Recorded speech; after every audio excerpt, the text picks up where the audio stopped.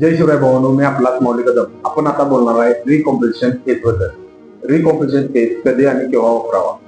जर आपली body skinny fat condition मध्ये असेल तर आपण रिकॉम्पोजिशन फेज निवडणे हे एकदम उत्तम.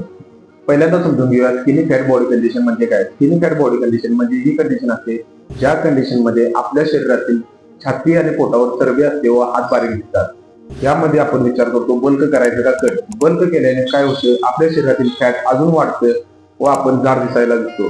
आणि कटिंग केलं तर आपल्या शरीरातील मसल लॉस होऊन आपण अजून हळू दिसतो. त्यासाठी मी निवडला रिकॉम्पोजिशन फेज. रिकॉम्पोजिशन फेज म्हणजेच काय, एकाच वेळी मसल बिल्डिंग व फॅट लॉस, याला म्हणतात रिकॉम्पोजिशन फेज.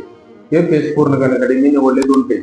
पहिल्यांदा घेतला मसल बिल्डिंग. मसल बिल्डिंग साठी हाय इंटेन्सिटी हेवी वर्कआउट. तसंच दुसरा फेज म्हणजे डाएट. डाएट मध्ये आपल्या वजनाच्या 1.6 पट प्रोटीन इंटेक व कॅलरीज मेंटेनन्स कॅलरीजच्या 5 ते 10% कमी.